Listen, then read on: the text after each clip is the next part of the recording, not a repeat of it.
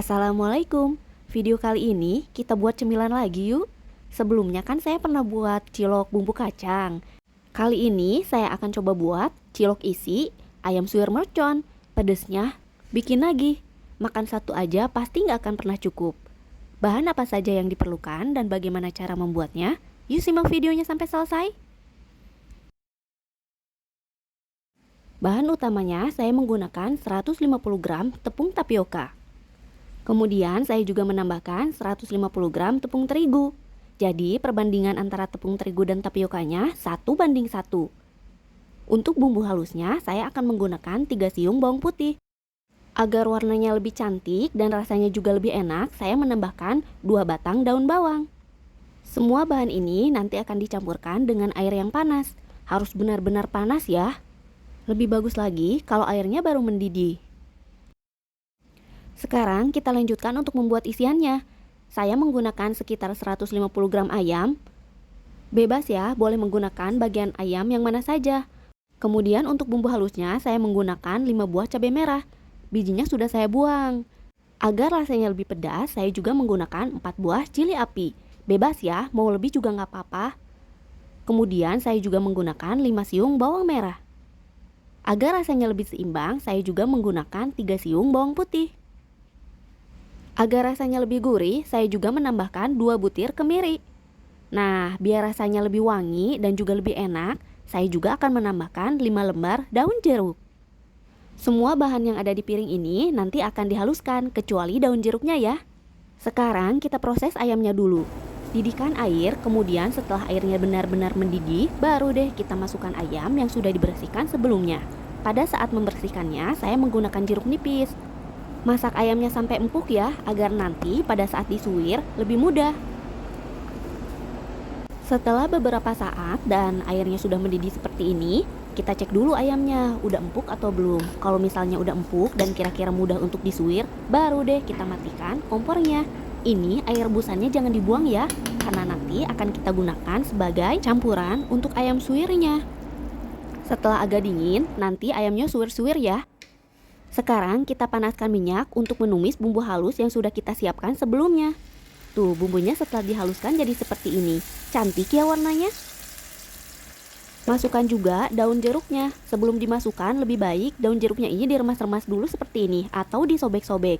Kemudian aduk-aduk sampai rata. Masak bumbunya ini harus benar-benar matang ya, karena kalau kurang matang nanti bisa bau langu. Aduk-aduk terus sampai kandungan airnya agak berkurang, jadi kering seperti ini nih. Selanjutnya, kita masukkan deh ayam yang sudah kita suwir sebelumnya. Ukurannya seperti ini. Mau lebih kecil juga nggak apa-apa, disesuaikan saja dengan selera. Mau ukurannya lebih kecil atau lebih besar suwirannya. Masukkan semua ayamnya, kemudian aduk-aduk sampai semuanya tercampur rata dengan bumbu. Ini kalau isiannya masih sisa banyak, bisa juga loh dijadikan sebagai teman nasi. Rasanya enak deh dimakan dengan nasi putih ataupun dijadikan sebagai isian cilok. Setelah semuanya tercampur rata, baru deh kita tambahkan air kaldu yang sudah kita siapkan sebelumnya. Tambahkan sampai semua ayamnya terendam. Penambahan kaldu ayam ini selain membuat lebih enak, juga membuat bumbunya lebih meresap ke dalam ayam. Tambahkan kaldu bubuk, saya menggunakan rasa jamur. Kalau menggunakan rasa ayam juga boleh. Agar rasa pedasnya lebih kuat, saya juga menambahkan lada putih. Ini mau di skip juga nggak apa-apa ya. Kemudian saya menambahkan garam. Pada masakan kali ini saya sengaja tidak menggunakan gula putih. Tapi kalau yang suka gula putih bisa juga ditambahkan gula putih ataupun kecap. Aduk-aduk terus sampai semuanya tercampur rata dan matang. Ini ayamnya bisa diganti loh dengan daging sapi, tapi nanti pada saat merebusnya agak sedikit lama ya. Beneran deh, ini dijadikan teman nasi pun enak banget. Nah, setelah bumbunya meresap seperti ini, cek dulu rasanya. Apakah kurang manis, kurang pedas, atau udah pas? Kalau rasanya udah pas dan cocok di lidah, baru deh matikan kompornya. Tunggu sampai agak dingin dulu ya. Sambil menunggu ayam suwirnya dingin, kita buat untuk kulit ciloknya. Gunakan mangkuk yang agak besar, kemudian campurkan tepung tapioka dan tepung terigunya. Jangan lupa gunakan air yang benar-benar panas untuk membuat adonan cilok ini. Agar rasanya lebih gurih, saya juga menambahkan kaldu bubuk. Saya gunakan rasa jamur ya, sama seperti pada saat menambahkan kaldu bubuk di ayam suwirnya tadi. Saya gunakan secukupnya, tapi kalau mau di skip juga nggak apa-apa. Kemudian saya menambahkan garam. Jangan lupa tambahkan juga sedikit lada putih.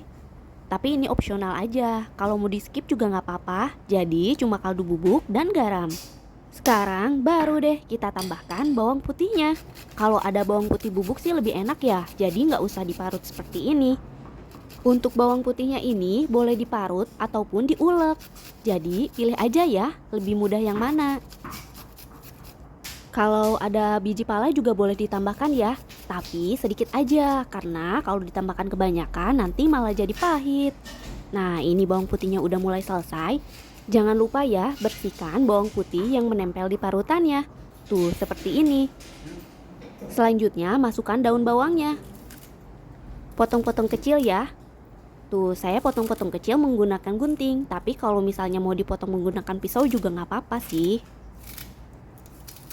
Saya potong sekitar setengah sentimeter lah ya ini, tapi sesuaikan saja dengan selera, mau lebih kecil ataupun lebih besar.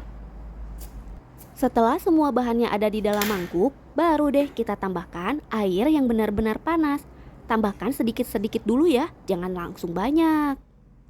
Aduk-aduk dulu dengan menggunakan sendok seperti ini. Kalau dikira-kira airnya masih kurang, baru deh kita tambahkan lagi. Tapi tambahkannya juga sedikit dulu, jangan langsung banyak juga ya. Setelah itu, aduk-aduk kembali deh. Nah, kalau misalnya udah nggak terlalu panas, baru lanjutkan mengaduknya dengan menggunakan tangan seperti ini. Buat adonannya sampai kalis, jadi pada saat dibentuk tidak lengket di tangan.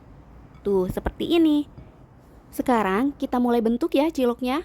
Ambil sebagian adonan, kemudian bulat-bulatkan.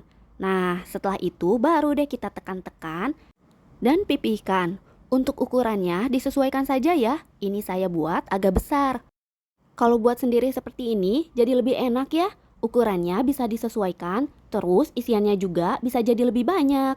Apalagi tingkat kepedasannya bisa disesuaikan dengan selera kita. Setelah adonan ciloknya pipih seperti ini, baru deh kita ambil sebagian dari isiannya untuk kita masukkan ke dalam ciloknya. Saya ambil sekitar setengah sendok makan. Nah, kalau kulitnya besar, jadi isiannya pun lebih banyak. Teman-teman suka ciloknya yang kecil-kecil atau yang besar seperti ini? Kalau saya sih lebih suka yang besar ya, karena isiannya jadi lebih banyak. Jadi makannya pun lebih puas. Kalau beli di pasaran kan jarang ya yang isiannya banyak sekali. Nah, ini setelah dimasukkan isiannya, baru deh kita tutup lagi. Pastikan jangan sampai bocor ya. Karena kalau kurang rapat, nanti pada saat dididihkan, isiannya bakalan keluar. Saya bulatkan dan pastikan tidak ada yang bocor ya, seperti dalam video. Nih, alhamdulillah satu cilok sudah selesai, kemudian bikin cilok yang lainnya. Ulangi proses yang tadi. Saya ambil sebagian dari adonan kulit ciloknya, kemudian saya tekan-tekan terlebih dahulu. Bulatkan, kemudian pipihkan. Nah, selanjutnya ambil deh isian ciloknya. Oh ya, kalau yang gak suka pedas, bisa ya diganti dengan abon atau serundeng. Pilih aja di rumah lagi ada stok yang mana. Ini kan buatnya emang agak lama ya, karena kan kita bulatkan satu-satu, kemudian kita pipihkan, lalu kita tambahkan juga isiannya satu-satu. Tapi kalau hasilnya enak, pasti pengen bikin lagi. Ini juga cocok loh dijadikan sebagai ide jualan. Tinggal disesuaikan saja isinya. Kalau ada potongan daun bawangnya, warna ciloknya jadi lebih cantik ya. Jadi seperti ada motifnya. Nah, ini cilok kedua. Rapatkan juga, pastikan jangan sampai ada yang bocor. Karena sayang banget ya kalau misalnya nanti bocor, jadi isiannya bakal keluar, terus bakal kecampur dengan air rebusan. Rasanya bakalan kurang sedap sih. Ini saya bulat-bulatkan kembali seperti proses sebelumnya. Tuh, jadinya seperti ini. Cukup besar ya. Tapi walaupun ukurannya cukup besar, yakin deh gak akan cukup kalau cuma makan satu aja. Karena ini rasanya enak banget. Apalagi pedesnya, bikin lagi deh. Oh ya, ini opsional aja ya. Saya bakalan buat cilok dengan isi abon. Karena kan saya di rumah ada anak kecil, jadi biar bisa ikut makan juga. Nih, saya gunakan abon sapi. Saya ambil kulit ciloknya, kemudian saya isi dengan abon. Nah, untuk bentuknya saya agak sedikit bedakan agar tidak tertukar dengan isiannya yang pedas.